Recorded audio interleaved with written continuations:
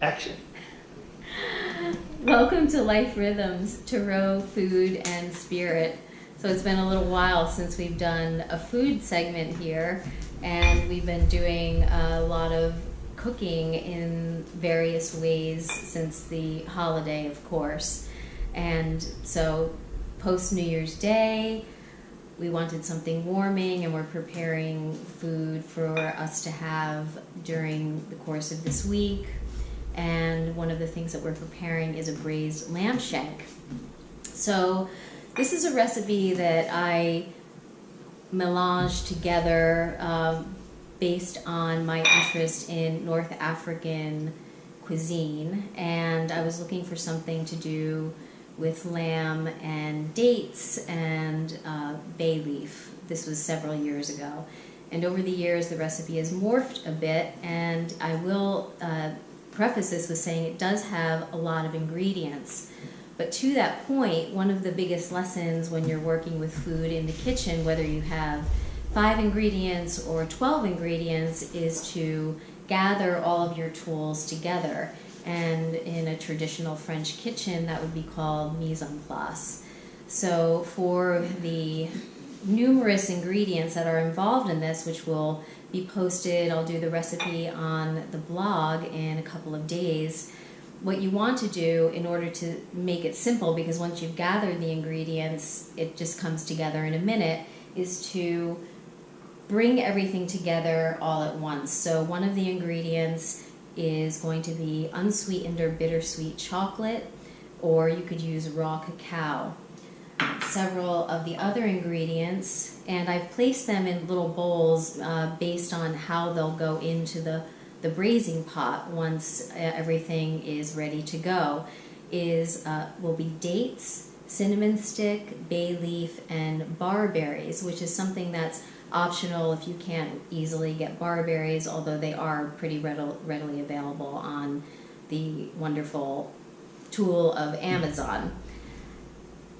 One of the other ingredients that you need to have a little forethought with are sun-dried tomatoes, which are soaking in some hot water, and this will actually be the only liquid in this dish.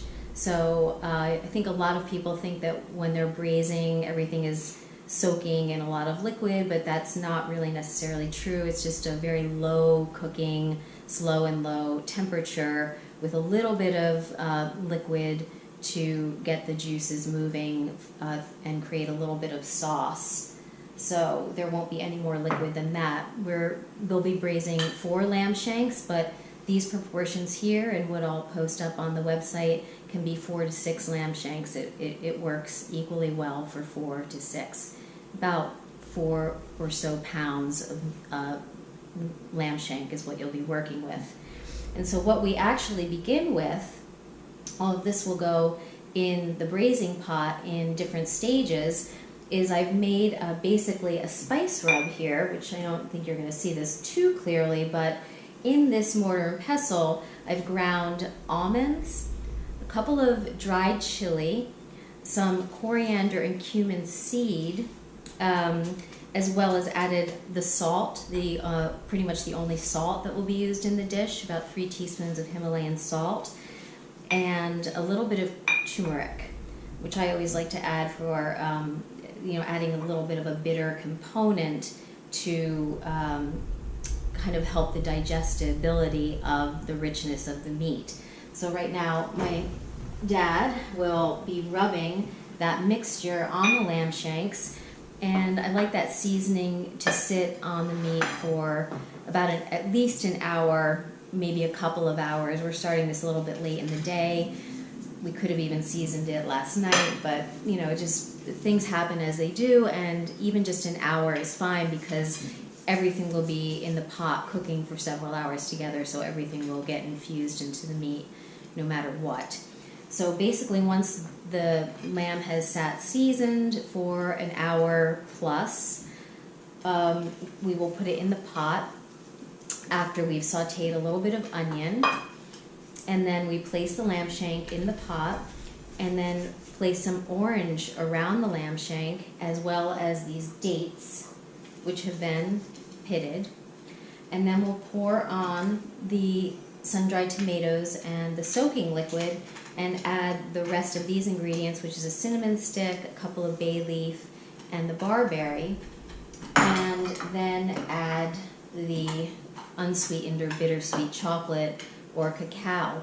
And that might seem a little strange to many, using chocolate when you're doing a savory dish, and especially meat, but actually this is a pairing that's been done quite a lot when you think of moles, and in ancient Mayan and Aztec cooking, there's an understanding that they used chocolate and chili quite a bit in their savory cooking. And then maybe even stranger still is that the combination of bittersweet chocolate and the use of cacao beans was actually explored a lot in northern Italian cooking. And there's actually a classic dish of braised wild boar and chocolate that is, I think, native to Tuscany. So it is not such a strange thing. It adds a silkiness to the sauce. Once all of this is braised, and we'll have it as is this evening, probably tomorrow at some point we'll take the rest of the sauce and put it through a fine mesh sieve, and then this adds a real silkiness to that sauce, and then that sauce can be used as a base for other dishes down the line, down the rest of the week, even cooking, adding it to some cooked lentils, or just having it a little bit more refined with whatever meat may be left over during the course of the week. So I will be posting this recipe on bonerootherb.com, and I hope that you will visit there to see the actual formal instructions for it. And until then, until we meet again, probably with some more tarot and a 2017 wrap up, and talking about my card of the year, which is actually the world, in a few days. Until we meet again, be well.